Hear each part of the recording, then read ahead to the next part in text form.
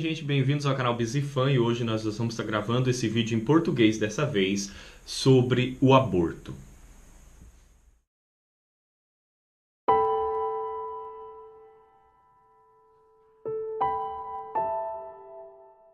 Então eu estou aqui com o Felipe, meu amigo que mora aqui em Belfast também. Então a primeira pergunta que eu quero fazer é: qual é a sua opinião sobre o aborto?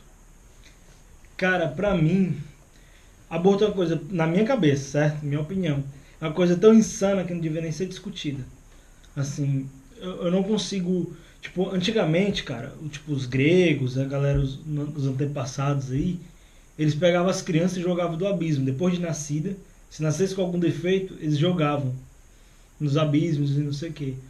Isso pra gente hoje é uma coisa insana. Mas já foi uma coisa vista com, tipo assim, com naturalidade. Então, hoje, como a gente consegue ver a criança dentro da barriga e já saber se tem algum problema, se não tem, tá se tornando natural isso aí, entendeu? Então, assim, a gente olha pro passado e diz assim, aquele povo de antigamente fazia aquelas coisas e olha como eles tinham a cabeça atrasada, o pensamento atrasado. Aí a pessoa usa aquela frase, em pleno século XXI, você pensando, e é exatamente o que eles estão fazendo, é pegando uma coisa assim, antiga, entendeu? Que a humanidade já tinha superado e trazendo de volta da pior maneira possível, entendeu? Esquartejando as crianças, não dando a chance que elas merecem e tudo mais. Então, assim, eu acho um assunto indiscutível. Assim, na verdade, eu passei muito tempo sem querer discutir sobre o assunto, de tanta ranço, sabe?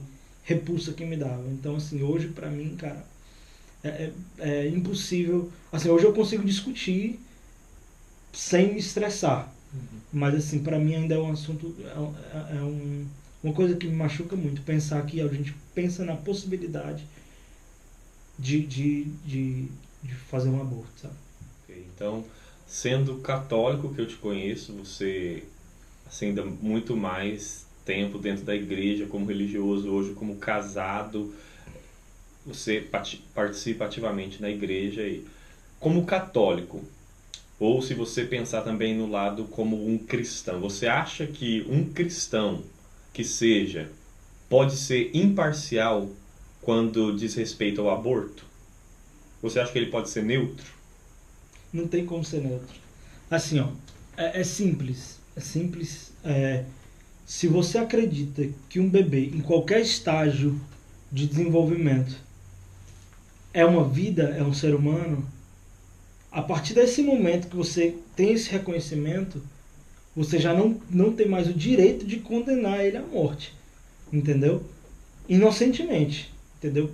Tem os casos das prisões e as pessoas que têm a condenação à morte. Aí outra discussão. Mas a pessoa inocente, a partir daquele momento que você tem um reconhecimento que ali existe uma vida, não existe como você defender isso. Então não tem como ser neutro. Eu não tenho como ser simplesmente dizer, eu não me importo, entendeu? Não me importo que façam esse tipo de coisa com as crianças e tudo mais. Mas não só isso, cara. Esse mesmo exemplo que eu dei, tem um teólogo protestante chamado. Não esqueci agora o nome dele, é Iago. É o Iago lá do Brasil. Ele é muito, muito bom. E tem um vídeo na internet dele falando justamente sobre esse exemplo que eu dei sobre as crianças ser jogadas dos abismos e não sei o quê. Ele fala sobre a mesma coisa, dizendo que os cristãos eles eram diferenciados justamente por não fazer isso. Entendeu? E agora eu falo de um cara que está em alta agora, que é o Bernardo Kister, né? E outra coisa que ele fala interessante é, se aquele ser não, não fosse um ser humano, ele não desenvolveria como um. Então, tipo assim, isso aqui é um feto, mas não é um ser humano ainda não. É um feto em desenvolvimento. Tá bom. Então por que se você deixar ele crescer, ele vai criar uma mão, um cérebro, um coração? Então, não, peraí, então ali é um ser humano, porque não é porque está no estágio de desenvolvimento, tanto é que os bebês, eles mesmo depois que estão fora do útero, eles continuam desenvolvendo. A cabecinha, o crânio vai se fechando. Então, assim, é um processo e que não acaba com o nascimento. Então, interrompida a qualquer estágio é um assassinato de uma vida. de uma vida. E como a ciência não tem como provar, a ciência, por exemplo, que as pessoas falam da 12ª semana, que é tão famoso esse negócio da 12ª semana, é porque o sistema nervoso é formado na 12ª semana. E aí, e tipo assim, e o que é que isso fala sobre o sistema nervoso, tá entendendo? Tipo assim, o que é que isso fala sobre o ser humano? O ser humano é só sensibilidade? Então quer dizer que se eu perco a sensibilidade da minha mão e eu não sinto mais minha mão, não consigo mais mexer ela, eu não consigo mais sentir dor nela, quer dizer então que eu posso arrancar a minha mão?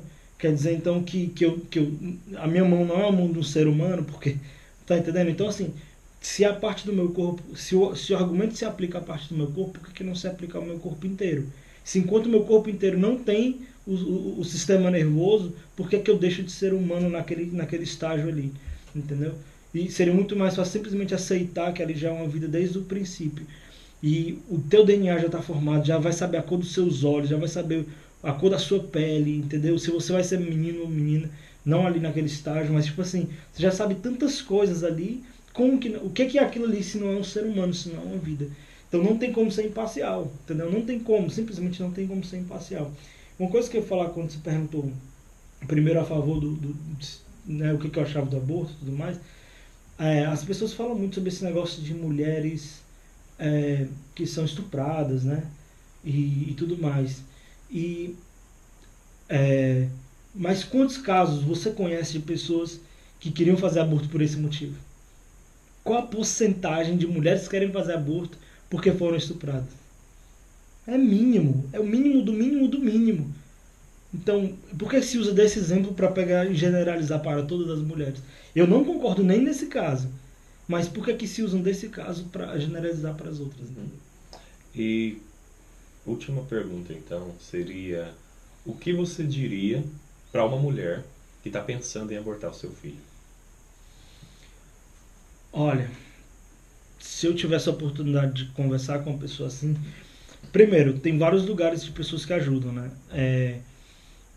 As casas Provida, por exemplo, eu conheço as de Anápolis, no Brasil.